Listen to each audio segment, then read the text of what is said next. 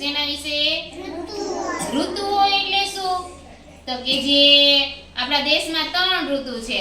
1 2 ને 3. કેટલી? 3 ઋતુ. કઈ કઈ? તો કે શિયાળો, ઉનાળો ને ચોમાસું. એને ઋતુ કહેવાય. શું કહેવાય? શિયાળો આવ્યો એમ કઈ ને આપણે. પછી ઉનાળો આવે, પછી ચોમાસું આવે. તો ઈ ત્રણેયને શું કહેવાય? ઋતુ કહેવાય. એટલે ઈ ત્રણેય આપણે 4 મહિના હાલે. પછી 4 મહિના શિયાળો આવે, 4 મહિના ઉનાળો હાલે ને 4 મહિના ચોમાસું હાલે. એટલે એમ ટોટલ થાય 12 મહિના. મહિના કે તો 12. ને આપણા દેશની ઋતુ કેટલી? તો કે 3 ઋતુ. કઈ કઈ? શિયાળો, ઉનાળો ને ચોમાસું. તો હવે કોને ખબર છે કે શિયાળામાં આપણને શું થાય? ઠંડી લાગે. અત્યારે કઈ ઋતુ હાલે છે?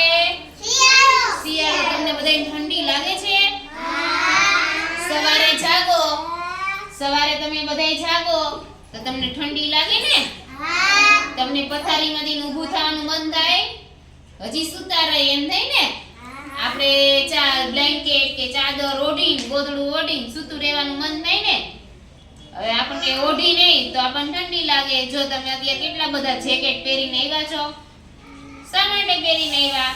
કારણ કે તમને ઠંડી લાગે. ટાઢ લાગે એમ નહીં કહેવાય, ઠંડી લાગે છે. શું લાગે છે?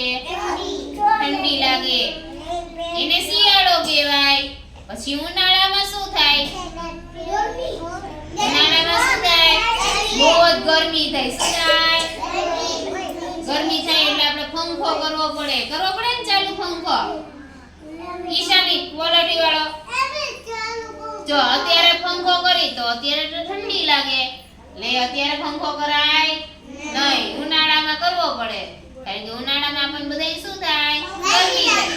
ગરમી થાય એટલે શું થાય? પરસેવો વળે. વળે ને બધાયને? વાંચો નહીં. પરસેવો વળે એવું બધું થાય. અને ઠંડુ ઠંડુ પાણી પીવાનું મન થાય. ઠંડા પાણીએ નાહવાનું મન થાય. પાણીમાં જઈને છપછપિયા કરવાનું મન થાય. થાય ને એવું બધું? ફુવારા નીચે નાહવાનું મન થાય. અત્યારે તમને કે હાલો ઠંડા પાણીમાં નાહવા લઈ જાઓ તો ગમે તમને? અત્યારે ઠંડા પાણીમાં નવાય? અત્યારે ન નવાય. હા, અત્યારે તો ઠંડી લાગે તમને ઠંડુ પાણી અડાડી તો. એટલે અત્યારે ગરમ પાણીથી નાહવાનું. ઉનાળામાં ઠંડા પાણીથી નાહવાનું. ફુવારા નીચે ને. અત્યારે ફુવારા નીચે નવાય નહીં. પછી ઉનાળો પૂરો થઈ જાય પછી કઈ ઋતુ આવે? ચોમાસું આવે. કઈ આવે? ચોમાસામાં શું આવે? વરસાદ આવે. આપણે ગીત ગાઈને આવો મેઘ રાજા, આવો વાજા. એ ગીત ગાઈને એ ગીત ક્યારે ગાવાનું? ચોમાસાના. ક્યારે? એટલે કે વરસાદ આવે. વરસાદ આવે એટલે આપણા પાણી, નદી, ડેમ છલકાઈ જાય. છલકાઈ જાય ને? અને ચોમાસામાં પછી બધે ચારે બાજુ શું થઈ જાય? લીલોતરી. લીલા લીલા ઝાડ થઈ જાય. કારણ કે ચોમાસામાં બધા ઝાડને પાણી મળે ખૂબ બધું.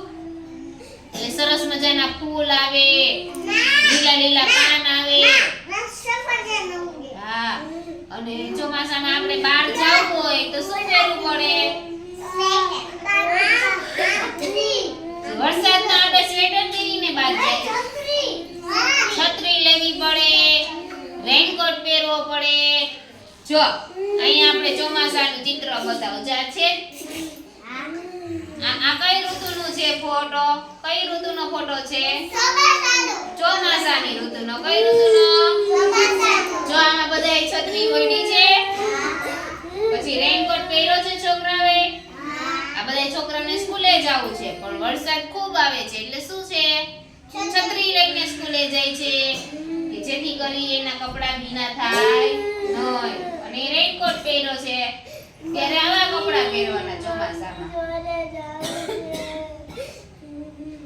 પછી અત્યારે શિયાળો હાલે છે તો શિયાળામાં કેવા કપડાં પહેરવા પડે? આવા ગરમ ગરમ કપડાં પહેરવાના. જો ઓલા જેકેટ પહેરવાનું, સ્વેટર પહેરવાનું. જા નાનું બાબુ છે તો એને કેવું પહેરાયું છે? સ્વેટર.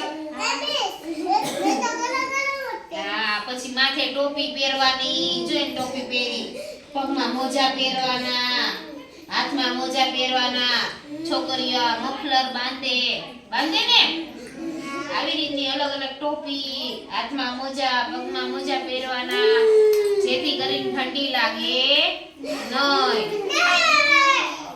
અને પછી ઉનાળો આવે તો ઉનાળામાં શું પડે? બધો તડકો પડે. જો આમાં તડકો છે, કેટલો બધો તડકો છે કે જે બધા આજુબાજુના ઝાડવા છે ને ઈ સુકાઈ ગયા ને. એટલે ઉનાળામાં